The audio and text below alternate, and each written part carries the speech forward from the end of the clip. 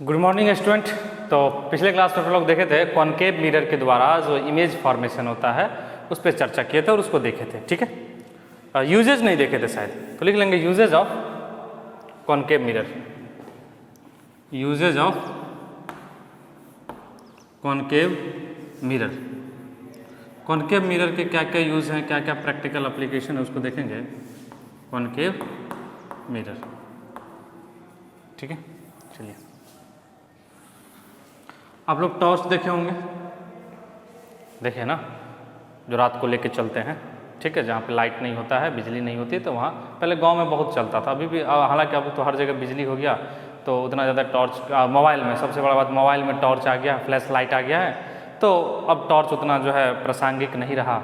लेकिन आप अगर आज से 5 साल 10 साल पीछे जाएंगे तो हर घर में आपको एक दो 3 टॉर्च जो है मिलता था 100%। ठीक है, तो टॉर्चेज में सबसे पहले यूज़ होता था। ठीक है, तो टॉर्चेज लिख लेंगे। यूजेज में क्या लिख लेंगे? टॉर्चेज।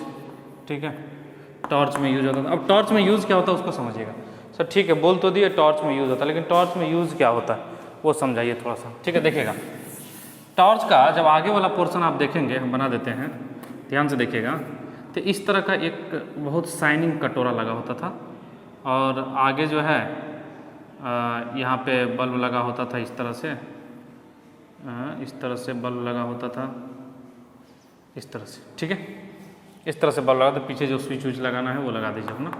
ठीक है, ये कोई समस्या वाला बात नहीं, समझिएगा।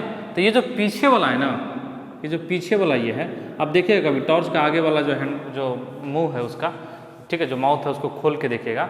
ठीक है, तो एक शाइनिंग करता हुआ स्टील का प्लेट यहाँ पे इस तरह से लगा हुआ। ठीक है, अब समझिएगा इसका काम क्या है, सर ये क्यों लगाया गया। ठीक है, पीछे पेंटिंग है, दिख रहा है कॉनकेव मिरर है। ठीक है, अब क्या होगा कि ये इसके फोकस पे होता है, ये जो होता है, ये जो बल्ब लगा हुआ है, ये बल्ब जो है इस मिरर के फोकस पे है। जो बल्ब लगाए हैं यहाँ पे, ये बल्ब इस मिरर के फोकस पे। ठीक है, तो अब क्या होगा कि जब ये फोकस पे है तो यहाँ से जो लाइट आएगा इस पर टकराएगा, तो ये पैरेलली बाहर जाएगा, ये पैरेलली बाहर जाएगा, ये देखिए ऐसे ऐसे, तो ये पैरेलल बीम ऑफ लाइट बनेगा और इस तरह से निकलेगा। ठीक है, पैरेलल बीम ऑफ लाइट बनेगा और इस तरह से निकलेगा, क्योंकि ये बल्ब जो है इस मिरर के फोकस पे है। और अपने लोग पता है कि फोकस से अगर कोई लाइट निकल रहा है, या फोकस पे जब अपना ऑब्जेक्ट था, तो इमेज कहाँ बन रहा था? इन्फिनिटी पे बन रहा था। ठीक है, तो यहाँ से जो रे इंसिडेंट करेगा वो टकराने के बाद कहाँ जाएगा? इन्फिनिटी पे जाएगा। यहाँ से जो निकलेगा टकराने के बाद कहाँ जाएगा? इन्फिनिटी पे। यहाँ से जो निकलेगा टकराने के बाद इन्फिनिटी पे, यहाँ से जो निकलेगा टकराने के बाद इन्फिनिटी पे, तो इस तरह से ये जाएगा। ठीक है, तो ये पैरेलल बीम ऑफ लाइट, इस तरह से बहुत सारा पैरेलल बीम ऑफ लाइट निकल के आगे की ओर बढ़ेगा, और इस तरह से आप टॉर्च यूज़ कर पाएंगे। ठीक है, और ये बहुत दूर तक जाएगा। ठीक है, दूसरा सर्च लाइट। आप अगर एनसीईआरटी में देखेंगे तो सर्च लाइट भी यही हुआ। अरे जो वो रेलवे पे नहीं देखे हैं, रात को जब जाते होंगे तो एक बड़ा सा टॉर्च लेके, पहले पुलिस वाला सबके पास भी होता था, ठीक है, अब भी होता होगा।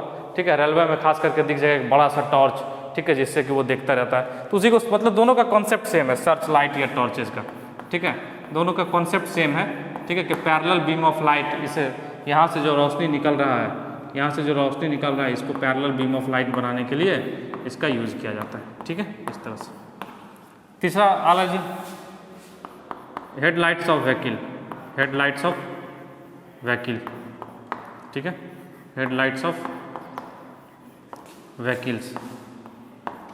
जो गाड़ी होता है उसके जो हेडलाइट्स में होता है उसमें भी ये लगा होता है।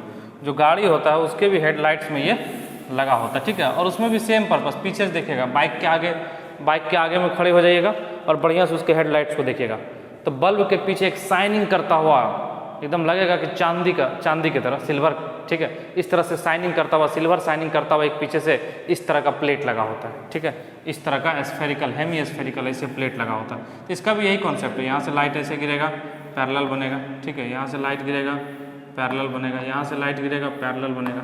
तो इसका भी सबका कॉन्सेप्ट यही है, यहाँ से लाइट गिरेगा, पैरेलल बनेगा, यहाँ से लाइट गिरेगा, पैरेलल बनेगा, इस तरह से। ठीक है, तो ये पैरेलली यहाँ से लाइट गिर के, लाइट यहाँ से निकलने के बाद यहाँ पे गिरती है इस प्लेट पे। ये जो शाइनिंग करता हुआ, ये जो पीछे पेंटेड है, पीछे कोटेड है, और वैसे भी पीछे प्लास्टिक लगा रहता है, तो पीछे तो लाइट जा नहीं सकता है। ठीक है, और यहाँ से ये क्या होगा, इस तरह से पैरेलल बन के बहुत दूर तक जाएगा, और आप दूर तक देख पाएंगे। तो तीनों का कॉन्सेप्ट जो है वो सेम है। उसके बाद एक जगह एस्ट्रोनॉमिकल मिरर में भी, एस्ट्रोनॉमिकल टेलीस्कोप में भी इसका यूज होता है, वो पढ़ना है क्लास 12th में ये क्या होता है, ठीक है। एस्ट्रोनॉमिकल टेलीस्कोप, एस्ट्रोनॉमिकल टेलीस्कोप में भी इसका यूज़ है। ये जो आपका कॉनकेव मिरर है, एस्ट्रोनॉमिकल टेलीस्कोप में भी यूज़ है इसका, ठीक है। उसमें क्या होता है ना कि टेलीस्कोप मतलब होता है दूर की चीज़ों को देखने के लिए, ठीक है, दूर की चीज़ों को देखने के लिए, तो इस तरह से बना होता है, समझ रहे हैं, इस तरह से होता है। वो 12th में पढ़ना है पूरा डिटेल में, ठीक है। यहाँ से पैरेलल लाइट आता है ऐसे करके, यहाँ से पैरेलल लाइट आता है ऐसे करके, ठीक है। फिर यहाँ पे एक मिरर लगाया जाता है, ठीक है। फिर ये यहाँ से पैरेलली ऐसे बनाया जाता है, ठीक है, इस तरह से। चलिए खैर कोई बात नहीं, ठीक है। यहाँ पे भी लगाया जाता है एक, ठीक है, यहाँ पे भी एक लगाया जाता है, तो इस तरह से ये होता है, ठीक है। ये 12th में पढ़ना। दूसरा सोलर फर्नेस में यूज़ किया जाता है, चौथा लिख लीजिए, पाँचवा लिख लीजिए, सोलर फर्नेस में। अब सोलर फर्नेस में सर क्यों यूज़ किया जाता है वो भी समझ लीजिए। फर्नेस का मतलब होता है भट्ठी, भट्ठी मतलब जहाँ पे जैसे नहीं होता है बहुत ज़्यादा हीट प्रोड्यूस की, जैसे लोहा वगैरह को गलाना है, आयरन वगैरह को कहाँ गलाएंगे आप, भट्ठी में, मतलब वहाँ जहाँ बहुत ज़्यादा हीट होता है। तो सोलर फर्नेस में ये यूज़ किया जाता है, इसलिए यूज़ किया जाता है कि मान लिया जाए कि ये अपना कॉनकेव मिरर है, तो सन से जो भी लाइट आ रहा है, इन्फिनिटी से लाइट आ रहा है, तो सारा लाइट कहाँ फोकस होगा, फोकस पे। सारा कहाँ कॉन्सेंट्रेट होगा, फोकस पे। सारा कहाँ कॉन्सेंट्रेट होगा, फोकस पे। तो इस तरह से सब कॉन्सेंट्रेट होगा, तो कॉन्सेंट्रेट जब होगा तो इस पॉइंट का इंटेंसिटी बढ़ जाएगा। अगर सभी लाइट आके फोकस पे जमा हो रहा है, जितने भी लाइट, देखिए हर लाइट के पास अपना एनर्जी होता है, वो पढ़ेंगे आगे, E=H/μ होता है, ठीक है। तो हर लाइट के पास फ्रीक्वेंसी के हिसाब से अपना अपना फ्रीक्वेंसी के हिसाब से एनर्जी है। हर लाइट के पास क्या है, अपना अपना E=H/H, प्लैंक्स कांस्टेंट है, और ये म्यू जो है वो फ्रीक्वेंसी है, E जो है एनर्जी है, ठीक है। तो हर जितने भी रेज आ रहे हैं, जितने भी फोटॉन्स आ रहे हैं, हर के पास अपना अपना एनर्जी है। हर फोटोन के पास E=H/μ अपना अपना एनर्जी है उसके फ्रीक्वेंसी के हिसाब से, ठीक है। अब ये सारे एनर्जी अगर यहाँ जमा हो जाएंगे तो बहुत ज़्यादा हीट प्रोड्यूस होगा। सारे एनर्जी जब एक पॉइंट पे जमा हो जाएंगे तो बहुत ज़्यादा हीट प्रोड्यूस होगा, और बहुत ज़्यादा हीट प्रोड्यूस होगा तो यही तो फर्नेस का काम कर देगा, ठीक है। तो इसीलिए इसका यूज सोलर फर्नेस में भी होता है। चलिए इसको लिख लीजिए, इसके यूजेस को, इसके यूजेस को लिख लीजिए, लिख लिए। अच्छा, सेविंग मिरर्स के रूप में भी यूज़ होता है, तो सेविंग मिरर्स भी लिख लीजिए क्लास 6 नंबर में। सेविंग मिरर्स के रूप में भी है यूज होता है इसका, सेविंग मिरर्स, सेविंग मिरर्स। अब होता क्या है ना सेविंग मिरर्स में, समझिएगा, मिरर का फोकल लेंथ बहुत बड़ा होता है। सेविंग मिरर में मिरर का जो फोकल लेंथ होगा वो बहुत बड़ा होगा। तो जब फोकल लेंथ बहुत बड़ा होगा तो जब आप बैठिएगा सामने, आप इसके फोकस के अंदर आ जाइएगा। मान लीजिए ये मिरर है ना, इसका फोकल लेंथ बहुत बड़ा होगा, इतना भी टेढ़ा नहीं होता है, और कम टेढ़ा होता है, एकदम हल्का सा, जो कि इसका रेडियस ऑफ कर्वेचर बहुत बड़ा हो, इसका रेडियस ऑफ कर्वेचर बहुत बड़ा हो। इसका रेडियस ऑफ कर्वेचर जब बहुत बड़ा होगा, ठीक है, इसका रेडियस ऑफ कर्वेचर जब बहुत बड़ा होगा तो इसका फोकस भी बड़ा होगा, क्योंकि फोकस जो होता है रेडियस ऑफ कर्वेचर का आधा होता है। अब मान लीजिए ना कि आप यहाँ पे कुर्सी लगा के बैठे हैं, आप यहाँ पे कुर्सी लगा के बैठे हैं और फोकस यहाँ पे, तो आप फोकस और पोल के बीच आ गए। अब फोकस और पोल के बीच आ गए तो आपका एक इमेज इधर बनेगा और आपसे बड़ा बनेगा, समझ रहे। तो आपका चेहरा जो ये दिख रहा है, इस चेहरा से ये बड़ा चेहरा बनेगा, तो आप इजीली देख पाएंगे कि सेविंग करा रहे थे कहाँ पे बच गया है हेयर, दाढ़ी कहाँ पे बच गया है, कहाँ पे क्लीन हो गया है, ठीक है। तो ये सेविंग मिरर के रूप में यूज होता है। देखिए ना, ये फोकस के अंदर होता है। जो आपका चेहरा होगा ना, जैसे ये मिरर है ना, ये मिरर है ना, तो मिरर ऐसा नहीं कि फोकस के बाहर चले गए, फिर तो उल्टा बनेगा, इधर पीछे बनने लगा। फोकस के अंदर आ जाइए आप, तो फोकस के अंदर आएंगे तो इधर बनेगा, इस साइड बनेगा, बिहाइंड द मिरर कल बताए थे, तो बिहाइंड द मिरर बनेगा और बड़ा बनेगा, सीधा भी बनेगा, तो कोई समस्या है नहीं, सीधा बन ही रहा। ऐसा नहीं कि यहाँ पे पैर नीचे है तो यहाँ पे पैर ऊपर हो जाएगा। जब फोकस के अंदर आ जाता है तो ये सीधा बनता है। कल का आप देख लीजिएगा लास्ट केस जो है, केस नंबर 6, ठीक है। तो यहाँ पे क्या होगा, आप यहाँ पे बैठे हैं कुर्सी लगा के या खड़े हैं और आप इसके फोकस के अंदर है, तो आपका इमेज इधर बनेगा और बड़ा बनेगा आपसे, और आपसे बड़ा बनेगा तो देखने में आसानी होगी, ठीक है। तो ये 6 यूजेज इसका सफिशियंट है, कोई दिक्कत वाली बात नहीं है। चलिए लिख लिए, बिल्कुल सर, ठीक है। तो ये यूजेज आते हैं एग्जाम में, बोर्ड में तो खास करके बहुत आता है, ठीक है। तो अगला लिखेंगे image formation by convex mirror, image formation by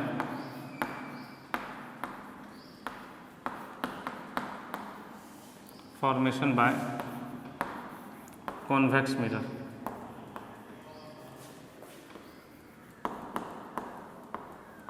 image formation by convex mirror. ठीक है, मतलब कल देखे थे कॉन्केव मिरर के 6 केसेस देखे थे, अब यहाँ पे ये देखेंगे। ठीक है, चलिए देखते हैं। पहला केस, इसमें 2 ही केस बनेंगे, तो इसमें ज़्यादा केसेस नहीं है, इसमें 2 ही केस बनेंगे। If object is at infinity, पहला केस है if object is at infinity, मतलब जब ऑब्जेक्ट जो हो ना अनंत पे रखा हो, जब ऑब्जेक्ट जो है ना अनंत पे रखा हो, अनंत का मतलब बहुत दूर रखा हो। ठीक है, बहुत दूर, जैसे अपने लिए सन हो गया, मून हो गया, स्टार्स हो गया, ये सभी कहाँ है? अनंत पे है। ठीक है, तो कॉन्केव नहीं, कॉन्वेक्स मिरर बना लेते हैं। कॉन्केव तो पढ़ चुके हैं, कॉन्वेक्स मिरर बना लिए। तो इसको कॉन्वेक्स बनाने के, देखिए सब कुछ पेंटिंग के पे डिपेंड करता है। इस तरह से बना दिया, कोई पूछेगा कौन सा मिरर है, अरे भाई ये मिरर ही नहीं है। मिरर होने के लिए पेंट करना जरूरी था, अब किधर से पेंट करेंगे उस पर डिसाइड होगा। अगर इधर से पेंट कर दिया तब तो ये कॉन्केव हो जाएगा, यदि अंदर से पेंट किए तो ये कॉन्वेक्स हो जाएगा। अब देखिए पेंटिंग अंदर से कर दिए, ठीक है, तो पेंटिंग पे डिपेंड करता है कि आप नेल पॉलिश किधर से लगाएं। ठीक है, तो ये क्या हो गया? कॉन्वेक्स मिरर हो गया। ऑब्जेक्ट को कहाँ रखें? अनंत पे रखें, इन्फिनिटी पे रखें। तो इन्फिनिटी से जो भी रेज आती है वो तो पैरेलल आती है, ये तो पता ही होगा। हाँ, तो इन्फिनिटी से रे निकाल लिए, तो पैरेलली प्रिंसिपल एक्सिस के, यहाँ से भी पैरेलली। ठीक है, ये यहाँ से लौटेगी, बिल्कुल लौटेगी। तो टकराने के बाद जो लौटेगी इस तरह से, इस तरह से, तो ये फोकस से गुजरेगा, बिल्कुल फोकस से। ये कहाँ से गुजरेगा? फोकस से, फोकस से। ये डॉटेड लाइन बनाइए, क्योंकि मिरर के अंदर लाइट घुसेगा नहीं, ये हम बना लिया, आप लोग डॉटेड बनाइए, मेरे पास मिटाने का जुगाड़ है, समझिएगा। ये लाइट इधर से आ रही है, जो रे, ये किरणें जो है वो इधर से आ रही है और टकराने के बाद ऐसे मुड़ जा रही है, यहाँ से भी इधर आ रही है और टकराने के बाद ऐसे मुड़ जा रही है। ठीक है, लेकिन ये जो पैरेलल लाइट्स है ये पोल हो गया। तो ये पैरेलल लाइट्स जो है, तो याद करिए रूल्स ऑफ इमेज फॉर्मेशन में पहला रूल्स में ही बताए थे कि जब ये पैरेलल लाइट्स आएगा तो कॉन्वेक्स के केस में ये टकराने के बाद लगेगा कि फोकस से ऐसे निकल रहा है, ऐसे फोकस से ऐसे निकल रहा है, फोकस से इस तरह से निकल रहा है। मतलब एक पॉइंट पे ऐसे नहीं करते हैं, रस्सी बांध के एक पॉइंट पे गांठ बांध दिया, यहाँ से रस्सी ऐसे, रस्सी ऐसे, रस्सी ऐसे। ठीक है, तो ये फोकस से निकलता हुआ प्रतीत होगा। ठीक है, ये रियल में जा नहीं रही, रियल में तो ये लाइट इधर से आया, देखिए टकरा के इधर मुड़ गया, अंदर तो घुसेगा नहीं क्योंकि इधर नेल पॉलिश लगा हुआ, यहाँ भी इधर से आया, टकराने के बाद इधर लौट गया। ठीक है, अंदर तो जा ही नहीं रहा क्योंकि नेल पॉलिश लगा हुआ। ठीक है, अब बात यह कि ये अगर लेकिन आप इसको देखेंगे तो लगेगा ये फोकस से निकल रहा है, मतलब ये ऐसा प्रतीत होगा, ऐसा आभास होगा, ऐसा आपको फील होगा। ठीक है, तो फोकस पे, तो इसका मतलब इमेज कहाँ बन गया? फोकस पे बन गया। इमेज कहाँ बन गया? फोकस पे बन गया। तो इमेज के बारे में बात करेंगे, तो इमेज के बारे में अगर बात करेंगे तो कहाँ बनेगा? At focus, at focus. चलिए एट फोकस, ध्यान दीजिए, बहुत छोटा पॉइंट साइज इमेज बन रहा है, हाईली डिमिनिश्ड या पॉइंट साइज, हाईली डिमिनिश्ड और पॉइंट साइज। इसको या तो हाईली डिमिनिश्ड लिख लीजिए, मतलब बहुत छोटा, हाईली डिमिनिश्ड, या कई जगह पॉइंट साइज में लिखा होता है तो वो भी लिख सकते हैं आप, और पॉइंट साइज, और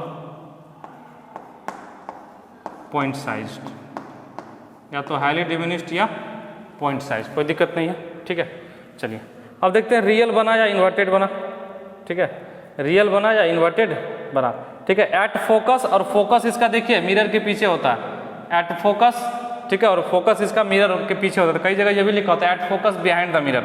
अरे बिहाइंड द मिरर कहने क्या मतलब? फोकस हमेशा बिहाइंड, इस केस में मिरर के पीछे, देखिए मिरर वाला पार्ट आगे है, जो अपना रिफ्लेक्टिंग सरफेस है वो आगे है, और फोकस क्या है? इसके अपोजिट साइड में है। ठीक है, बहुत छोटा बना, फोकस पे बना।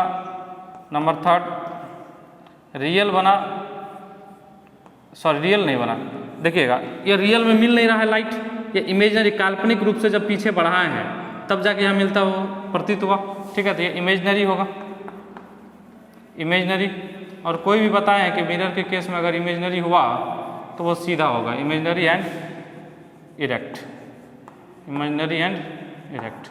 इसको लिख लीजिए, highly diminished, point size, imaginary and erect. चलिए इसको लिखिए जल्दी से, लिख लिए। बहुत छोटा बना, इमेजनरी बना, इरेक्ट बना, चलिए, सीधा बना, उल्टा नहीं बना, इस बार सीधा बना। ठीक है, अगला केस ले लेते हैं। चलिए अगला केस ले लेंगे। If object is in between infinity and pole is in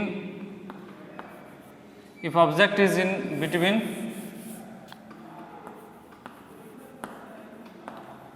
infinity and pole, infinity and pole, पोल किसका, मिरर का पोल।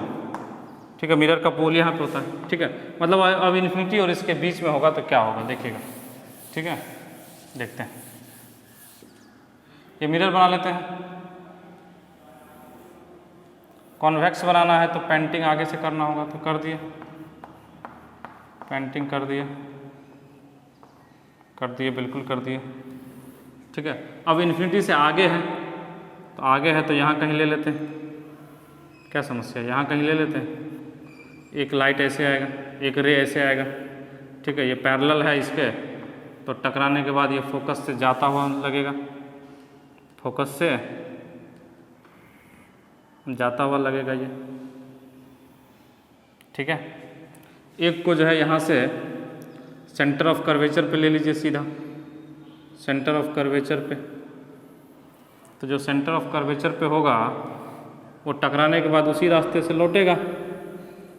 सेंटर ऑफ कर्वेचर पे ले लीजिए, अंदर तो जाएगा नहीं, तो डॉटेड लाइन, ये भी डॉटेड लाइन। ठीक है, ये अपना फोकस है। इधर से रे आ रही है, टकराने के बाद ऐसे जा रही है, इधर से रे आ रही है और यहाँ पे टकराने के बाद वापस लौट जा रही है। क्यों लौट रही है, क्योंकि ये सेंटर ऑफ कर्वेचर को टुवार्ड्स है, ये सेंटर ऑफ कर्वेचर की तरफ है। और आपको पता है कि सेंटर ऑफ कर्वेचर पे अगर कोई भी रे अगर आके टकरा रहा है या आके टकराते हुए प्रतीत हो रहा है, मतलब आभास भी हो रहा है, तो ये टकरा के लौट जाएगा यहीं से, इसी रास्ते से। तो दोनों रे यहाँ मिला तो यहाँ इमेज बनेगा, लेकिन ये रियल में नहीं मिल रहा है तो इसलिए काल्पनिक बनेगा। इसीलिए क्या बनेगा, काल्पनिक बनेगा। इसलिए क्या बनेगा, काल्पनिक बनेगा। इसको ए और बी मान ले तो ये ए डैश बी डैश। अच्छा अब देखिए काल्पनिक बनेगा, कहाँ बनेगा, कहाँ बनेगा, between pole and focus, between pole and focus कहाँ बन रहा है, बिटवीन पोल एंड फोकस। और बिहाइंड द मिरर है, ये सारा खेल बिहाइंड द मिरर हो रहा है, बिहाइंड द मिरर हो रहा है। ठीक है, बिटवीन पोल एंड फोकस। ठीक है, पोल और फोकस के बीच में बन रहा है। ठीक है, उसके बाद छोटा बन रहा है या बड़ा बन रहा है, छोटा बन रहा है, लेकिन बहुत हाईली डिमिनिश्ड नहीं होगा, छोटा बन रहा है। ठीक है, तो डिमिनिश्ड ले लीजिए, इसमें हाईली डिमिनिश्ड हटा दीजिए, तो डिमिनिश्ड बन रहा है। कैसा बन रहा है, डिमिनिश्ड बन रहा है। ठीक है, छोटा बन रहा है। चलिए इमेजनरी बन रहा है, बिल्कुल इमेजनरी बन रहा है, क्योंकि ये रियल में दोनों लाइन नहीं मिल रहा है। रियल में तो ये यहाँ से देखिए, यहाँ से आने के बाद टकराने के बाद ऐसे मुड़ गया। रियली में बात करें तो इसकी भी बात करेंगे तो रियल में ये ऐसे आया है और यहाँ पे इस तरह से टकराने के बाद ऐसे मुड़ गया। ठीक है, इमेजनरी बन रहा है और सीधा बन रहा है। सही बात है, इमेजनरी बन रहा है और सीधा बन रहा है। इसको लिख लीजिए, इसको लिख लीजिए जल्दी से, इसको लिख लीजिए, फिर मिटा के आगे बढ़ेंगे, इसका भी यूजेज देखेंगे कुछ। ठीक है, चलिए अब यूजेज देख लेते हैं इसका। इसमें दो ही केस होते हैं। ठीक है, दो ही केस होते हैं, एक इन्फिनिटी पे और इन्फिनिटी और पोल के बीच में। इसका यूजेज देख लेते हैं। Uses of convex mirror, uses of convex mirror,